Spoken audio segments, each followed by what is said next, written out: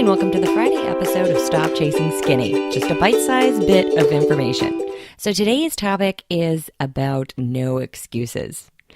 I had a client who contacted me and said, hey, what I've noticed is that your program and our group really encourages taking care of yourself versus a lot of these other groups and people who I have been finding myself around who prescribe to the no excuses. So I kind of wanted to address this today because I feel like that whole no excuses mentality can be very damaging. Sure, we don't want to have excuses and we want to actually reach our goals, but if you're feeling sick, if your kids are sick, let's kind of get back to what it looks like to be doing your best, because that's all you can really ask of yourself, right?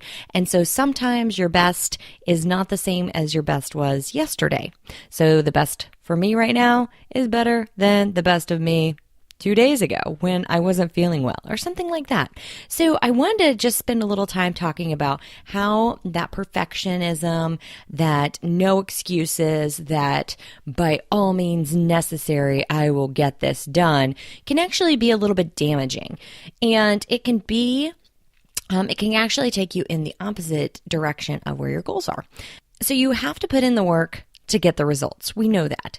But if you're feeling run down, if your kids are sick and you're not sleeping either, it's okay to take that day off and just chill out.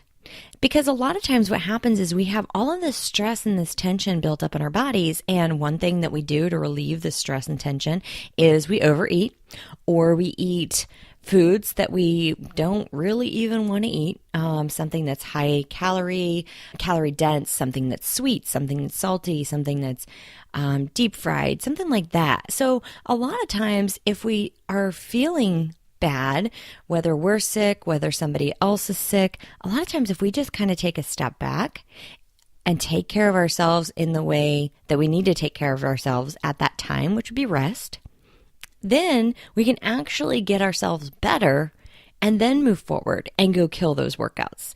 So when I hear the no excuses, I really cringe because, yeah, you don't want to have excuses, but I also feel like sometimes people take that to the extreme.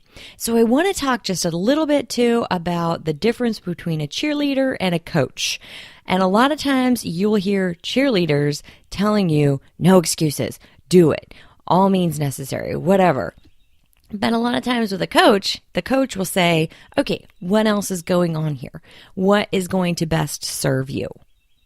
What's the bigger picture look like? So where you get your information really does matter. If somebody is pushing you to do something that you deep down don't feel like is actually healthy or beneficial to you, or if you kind of question their knowledge.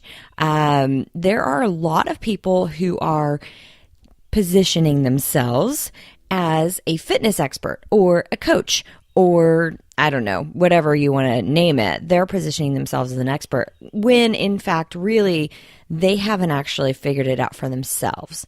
So I just encourage you to understand that where you get for your information from is really, really important.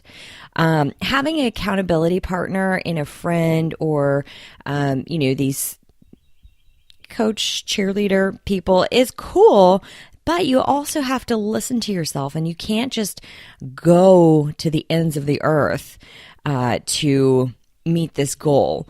Because eventually there's going to be some snapback and you're going to kind of recoil from that. And there's a lot of damage that you can do to yourself from an adrenal standpoint, and even relationships if you adopt this no excuses mentality. By all means necessary, get out of my way, I'm just going to do it. So it's a fine line, isn't it?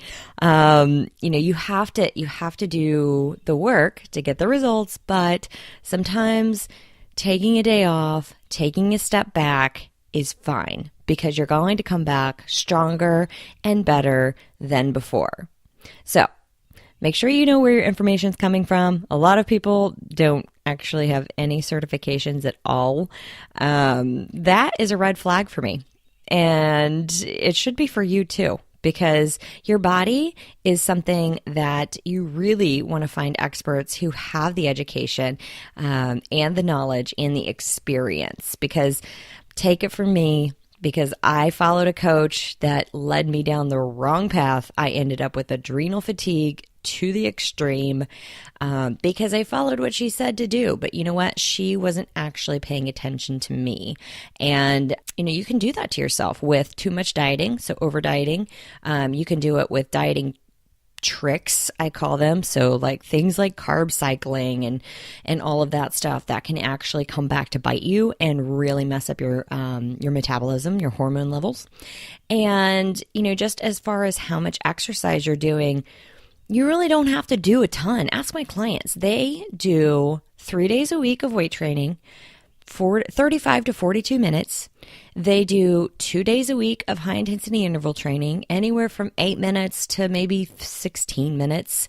And then I ask them to do 1 day of steady cardio of about 40 minutes. And obviously move as much as possible during the week, but that's all they do. I mean, they're not doing, an hour of cardio a day plus an hour of weight training.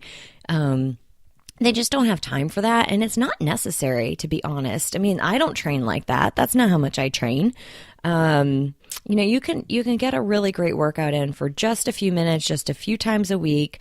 But the trick here is that you have to have intensity during that workout, and by a few minutes, I do mean 35 to 42. I'm not talking like 10. And you really have to watch your nutrition. But as you can see, these all play together. So if you're tired and you're depleted, then you're going to reach for very quick nutrition. So something that is going to give you a lot of calories in a short period of time. So that's when you kind of grab for something that is high sugar, high fat, high whatever, junk food. And so if you think about it, if you just kind of take a step back, take a deep breath, chill out when you need to chill out, you can just cut that part of the cycle out where you reach for something that you really didn't want to reach for. If you could just take some breaths, take some time, take it out of high gear. I know it's hard, right? Because you think, wow, I need to be in high gear to get everything in my life done that I need to get done, and to kill my workouts and to keep up. But the trick is to really be able to bring it back a notch too and dial it down.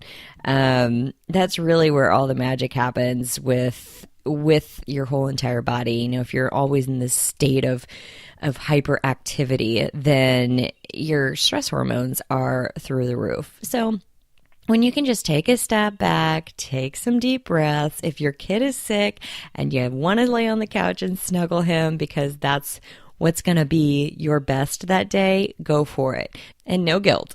So that's it for this week's little tidbit of information. I feel like these questions come to me all the time throughout the day, throughout the week, throughout the month, and they come to me from my clients, from social media, from blog post comments, all that stuff. And if you have a comment, please, or a question, please feel free to email us. We'll answer it. I'll do it just like this. So podcast@skfitlife.com is where you can send that question and we'll get it answered for you. All right. Talk to you on Tuesday.